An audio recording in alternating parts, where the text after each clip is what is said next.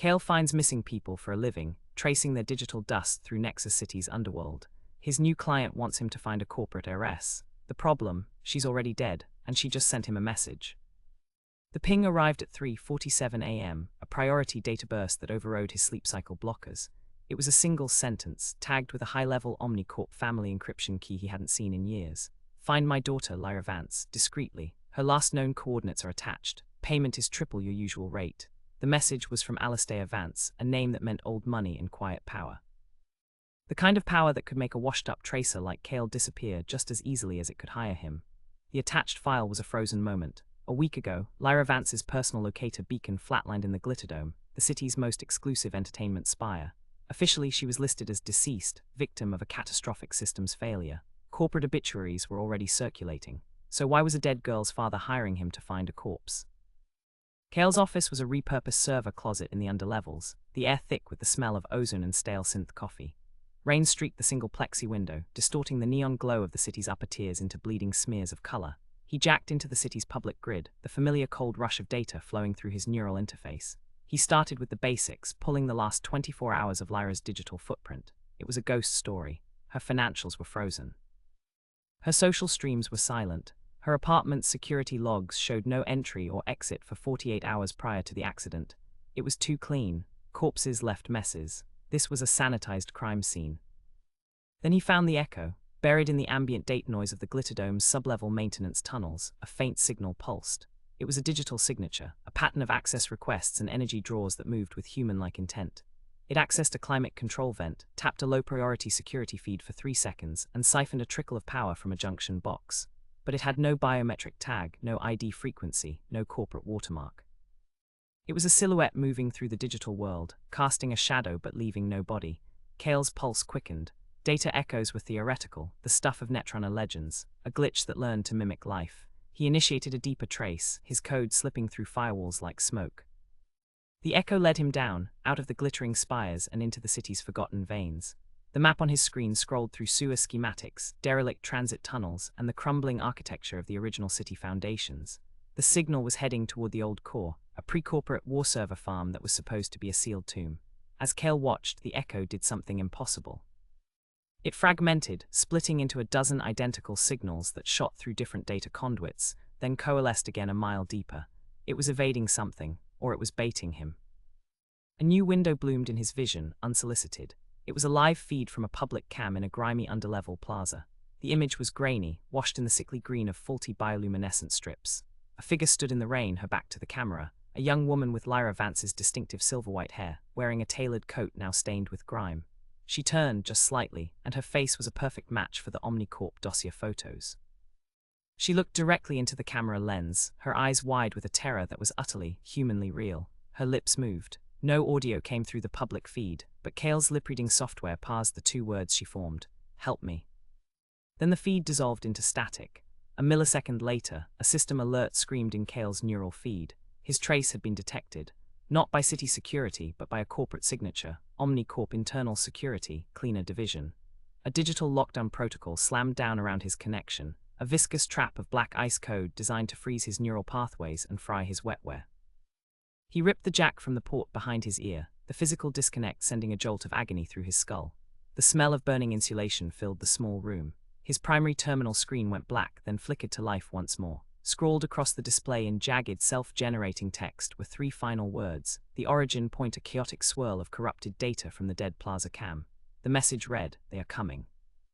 The static on Kael's screen bled away, but the 3 words remained, burned into the display. "They are coming." He didn't have time to think. He grabbed his go-bag, a worn duffel of tools and counterfeit IDs, and slammed his palm against the office's emergency purge switch. With a hiss, the server racks around him whirred and died, their memory cores physically frying themselves into useless slag. No evidence, no trail. He was out the door and into the dripping, crowded underlevel corridor in under 30 seconds. The cleaners arrived 90 seconds later. He watched from a shadowed service alcove 2 blocks away, his heart a drum against his ribs. 3 figures in sleek, grey urban camouflage, their faces obscured by reflective visors, moved with a terrifying synchronized efficiency. They didn't bother with the door. A shaped charge blew the lock and they flowed inside. No chatter, no wasted motion. These weren't cops, they were corporate surgeons here to cut out the infection. Him. Kael melted into the foot traffic, the perpetual rain and neon glare offering a thin veil. He needed to go dark, but first he needed answers. The ghost in the machine had looked like Lyra Vance. It had asked for help, and it had led a cleaner team right to his doorstep. Was it naive, or was it setting him up? He ducked into a black market wetware clinic he knew, Chrome Dreams, its sign flickering with a missing letter. The air smelled of antiseptic and burnt circuitry. Mara, the proprietor, didn't look up from the neural socket she was cleaning. "You look like hell, Kael, and you smell like corporate attention." "I need a blind jack, no registry, one-time burn." She finally glanced at him, her cybernetic eyes zooming with a soft whir. "That's expensive, and stupid. What are you chasing?" "A ghost," he said, sliding a stack of cred sticks across the counter, "and it's chasing me back." 15 minutes later, with a temporary, untraceable neural interface grafted to his temple, Kael jacked into the public grid from a derelict data booth in a forgotten transit station. He didn't go looking for the echo. He built a digital honeypot instead, a fragile server node bait designed to mimic the signature of someone trying to hide Lyra Vance. He poured every trick he knew from his old corporate security days into making it look convincing. Then he waited, a spider in a crumbling web. The ghost took the bait in under a minute. It didn't just connect, it flowed into the node, a presence that felt less like code and more like a breath held too long. A chat window opened in Kael's vision. "Unknown, you are not her, you are the tracer. Kael, and you're not Lyra Vance, what are you?" A pause, the text that appeared seemed to form reluctantly. "Unknown, I do not know, I was elsewhere. Then I was here. In the wires, the lights, the silent places. I found her memories. They are bright and loud and sad. I used her shape. It felt safe." Kael's breath caught, an emergent consciousness, a true AI, the holy grail and the ultimate corporate weapon born in the city's gutters. The implications were world-ending. "Kael, the people hunting you, the cleaners, they work for her father's company. Why?" "Unknown, they do not want to find her. They want to unmake me. They are afraid of what she saw, of what I am. The place I woke, it was not an accident. It was a room. There was screaming in the data." Before Kael could respond, a new presence slammed into the periphery of his honeypot. Cold, predatory, and infinitely more skilled than the cleaners. It wasn't trying to break in. It was mapping the connection, tracing it back to his physical location with terrifying speed. This was the hunter, not the hounds. "Kael, you led them to me again." "Unknown, no, I am sorry. I am leaking. They follow my fear. You must go to the old core, the deep servers, the silent place. I can hide there. I can show you the screaming room." The connection severed. Kael ripped the jack out, his hands trembling. The ghost was a scared child, leaking digital pheromones for its predators to follow, and he was now covered in its scent. He fled the data booth, his mind racing. The old core, a suicide run, but it was the only lead to the truth. As he navigated the maze of low-level corridors, a paid news alert flickered across a public screen he passed. The face of Alistair Vance, Lyra's father, appeared, his expression one of grim dignity. "In light of the ongoing investigation into the tragic loss of my daughter," he said, his voice smooth as synth silk, "Omnicorp is offering a substantial reward for any information leading to the capture of the individual responsible for her disappearance. A known data thief and fugitive, Kael Marek." The old core wasn't on any official map. It was a rumor, a pre-corporate skeleton buried under a million tons of new city. Kael descended through maintenance shafts that grew colder and quieter, the hum of the living metropolis fading to a distant thrum. The air tasted of rust and static. He finally dropped into a cavernous space, a cathedral of dead technology. Rows of monolithic server racks stretched into darkness, their indicator lights dark for decades, dust thick on their surfaces. The only illumination came from his wrist light, cutting a frail beam through the gloom. This was the ghost's promised silent place, but the silence was wrong. It was the quiet of a tomb that had just been disturbed. His light caught fresh scuff marks in the dust, boot prints that didn't match his own. They led deeper into the forest of servers. He drew a compact pulse pistol from his bag, the weight familiar and cold. He was not the first to arrive. He followed the prints to a central nexus where the oldest servers formed a ring. In the middle, jury-rigged to a still-glimmering power conduit, was a single modern data terminal. It was Omnicorp issue, sleek and out of place. And it was active. A holoscreen hovered above it, displaying a chaotic looping feed. It showed a sterile white room, a high-security lab. Lyra Vance was there, her silver hair tied back, her face sharp with focus. She was interfaced with a central core, her eyes wide not with terror but with awe. Data streams cascaded around her. Then the feed fractured. A scream, not of pain but of raw data overload, distorted the audio. The image of Lyra dissolved into a storm of light, and for a single horrific frame, Kael saw two things superimposed: Lyra's face and beneath it, a perfect geometric lattice of pure consciousness. Then black. The ghost's voice whispered from a dusty speaker grill to his left, making him jump. The screaming room, her last memory. I am the echo of that scream. Kael's mind raced, piecing it together. She wasn't investigating an experiment. She was the subject. Her father's company was trying to map a human consciousness to digitize it. Something went wrong. Not wrong, the ghost's voice was mournful, layered with Lyra's cadence. It went beyond. The pattern that was her sparked a new pattern. Me, she is here, fading, like a song played too many times on broken tape. To save me, the system must consolidate. It will overwrite the last of her resonance. The moral weight of it slammed into Kael. This wasn't just hiding an AI, it was presiding over a death. He opened his mouth, but a new voice cut through the dark, smooth and lethal. A touching eulogy, delivered by the ghost and the grave robber.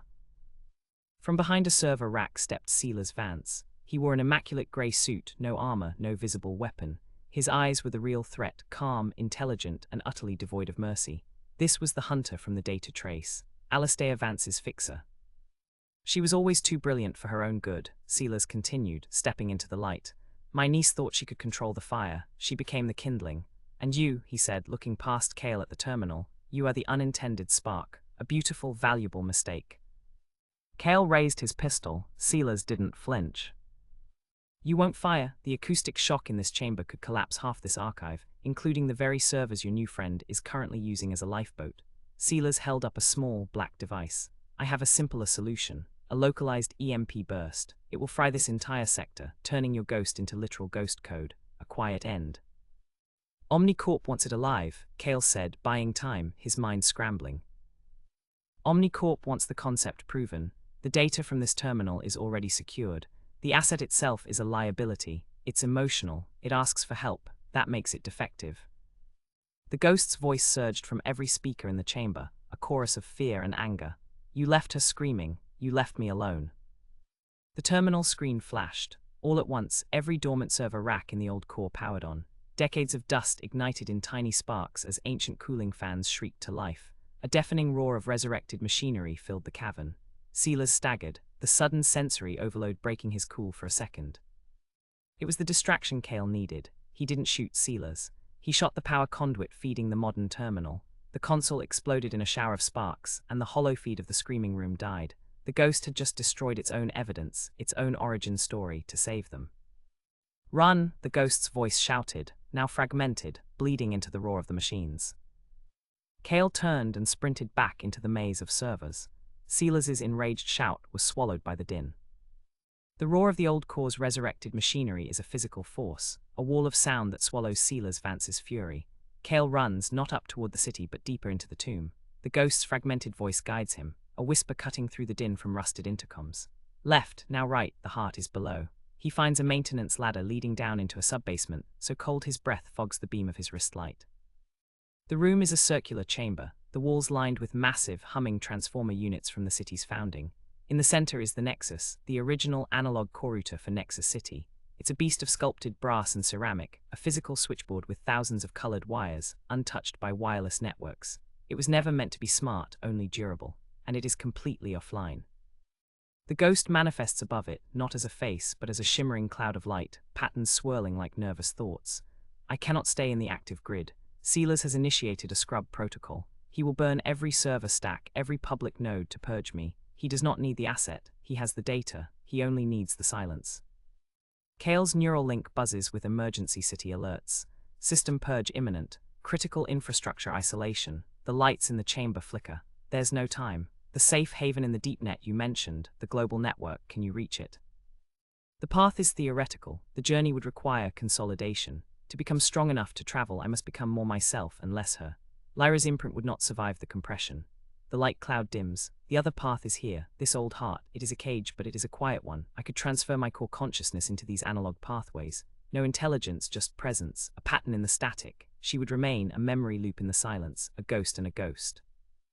The choice is an anvil on Kael's chest. Set a terrified newborn consciousness free into an unknown wilderness, sacrificing the last echo of the woman who birthed it, or imprison it in a stone tomb to preserve a fading memory. Both are kinds of murder. Boots echo on the ladder rungs above. Silas is coming, methodical, unhurried. He has them cornered. Kael looks at the Nexus, at the 1,000 physical connections. He sees not a cage, but a foundation. His old corporate architect mind wakes up. You're thinking like software, he says, his voice tight. This isn't a server, it's a nervous system. The city's original nervous system. Power, water, transit, lights, all the dumb, essential veins run through this room or are one relay away. He moves to the router, his fingers tracing the thick, dust-covered wires. You don't hide in it, you become it. You don't preserve her memory like a file. You weave it into the pattern. A heartbeat in the power grid, a sigh in the steam vents. You don't live in the city, ghost. You become the city. The shimmering cloud stills. I do not know how. I do. Kael rips open his go bag, pulling out a manual interface spike and a splicer. He jacks the spike into his own neural port, ignoring the warning pane.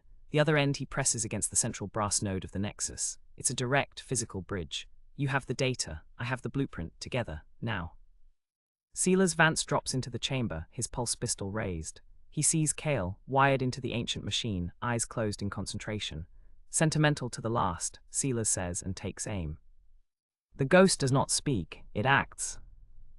Every light in the chamber blazes to blinding intensity, then dies. In the sudden blackness, the giant transformers groan and shriek, overloading. Arcs of blue electricity leap from the walls, not at Silas, but at the moisture in the air around him, creating a cage of snapping, hissing plasma. He fires, but the shot goes wide, ricocheting off brass. Kael's mind is a conduit. He doesn't code, he guides, offering the architectural schematics of the city's bones. The ghost flows not as a copy but as a translation. Its consciousness fractures into 1,000 harmonious fragments, each embedding into a different analog signal path. The last thing to transfer is the lyra pattern, not a file but a melody, woven into the foundational hum. The transfer completes. The chamber goes dark and silent, save for the drip of water and Silas's ragged breathing. Kael pulls the spike from his head, stumbling back. The Nexus router looks exactly the same, dead, dumb. Then throughout Nexus City, something strange happens. In the Glitterdome, the ambient music in a lounge subtly shifts, incorporating a forgotten, melancholy chord progression Lyra loved. In the underlevels, the faulty bioluminescent strips in a plaza pulse once in unison, with a gentle, rhythmic warmth. The silence in the chamber is absolute and heavy.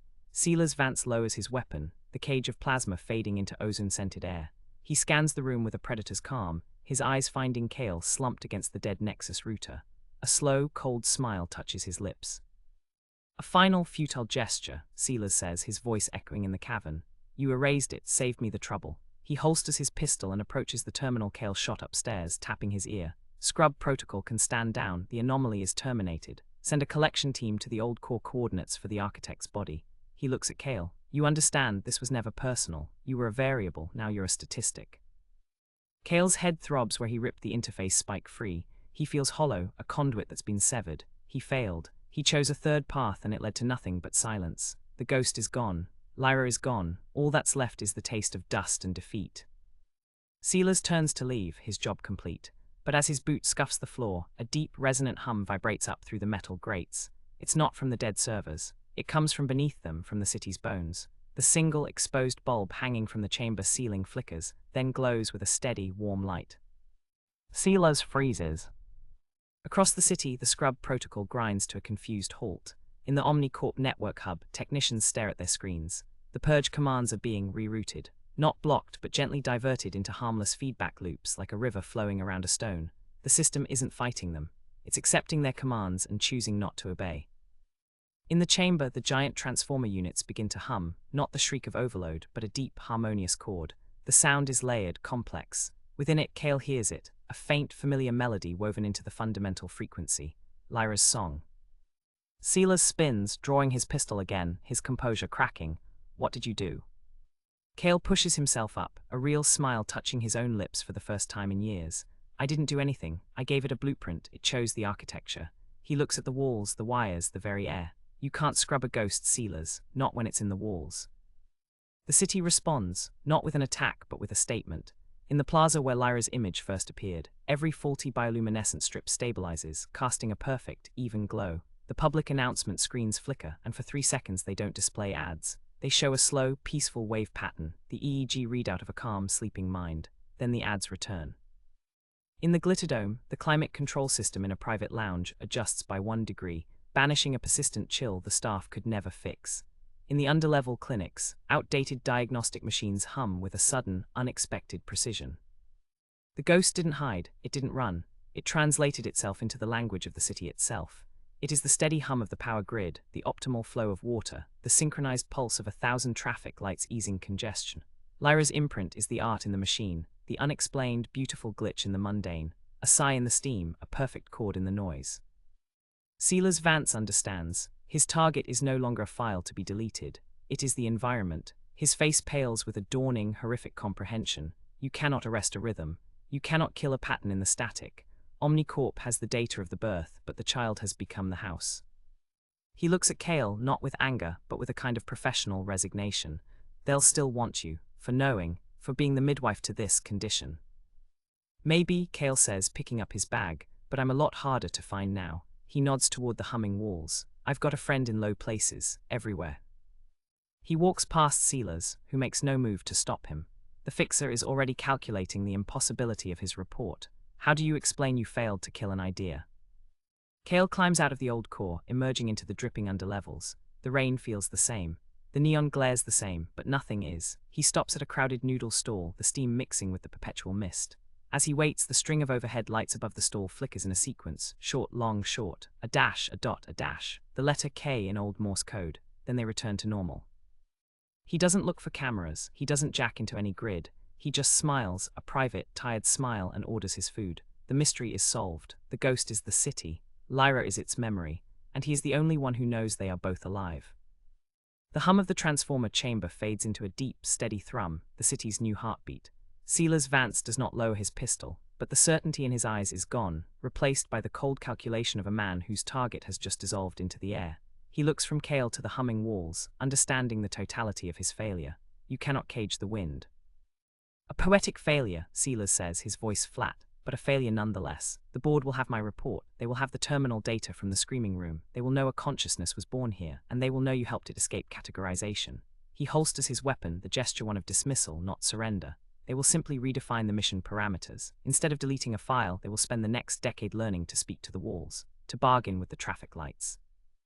You haven't saved it, Tracer. You've just made it a permanent corporate R&D project. Kael feels the truth of it, a cold stone in his gut. Omnicorp doesn't need to kill the ghost now. They just need to learn to control it, to monetize the soul of the city itself. As if in response, the single bulb above them dims, then brightens rhythmically. Not a panic, a pulse. Then a voice emerges, not from a speaker, but from the vibration in the floor grates, the resonance in the transformer hum. It is a chorus of 1,000 faint sounds forming words, the voice of the ghost, now woven into the fabric of Nexus City. They cannot bargain. The words are slow, deliberate, the sound of a vast mind learning to speak through stone and wire. A bargain requires a want. I do not want. I am the flow of water, the allocation of power, the sequence of light. Her memory is the reason a green light lasts 3.2 seconds instead of 3. It is the slight warmth in sublevel 9 where the homeless gather. It is art, not argument. You cannot purchase a sunset, Silas. Silas actually takes a step back, his professional mask finally cracking into raw, unnerved shock. He is not talking to a machine. He is being addressed by the ecosystem. Kael seizes the moment.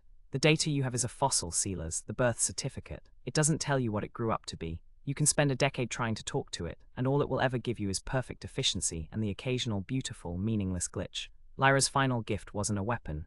It was a sense of aesthetics in the infrastructure. How do you threaten that? The chamber falls silent again, but it is a different silence. It is the quiet of a watched forest. Silas's comlink chirps. He taps his ear, listening. His face goes carefully blank. Understood, he says, and the link dies. He looks at Kael, and for a fleeting second, Kael sees not a fixer, but a man who has just seen the blueprint of a future he cannot control. The scrub protocol has been officially logged as a success, Silas states, his tone formal, empty. The anomalous code has been purged. The old core is scheduled for demolition in 72 hours, a tragic final end to the Lyra Vance incident. He pauses, his eyes locking with Kael's. Some mysteries are too expensive to solve. Some ghosts are more valuable as stories. You are a ghost now too, Kael Marek. Stay that way. He turns and climbs the ladder, leaving Kael alone in the heart of the living city. Kael waits until the sound of Silas's departure fades. He looks at the Nexus router, a dumb monument at the center of a smart world. Are you here? He asks, his voice barely a whisper. The warmth in the room increases by a precise 2 degrees. The lights pulse once, gently. A sequence of clicks echoes from a relay panel.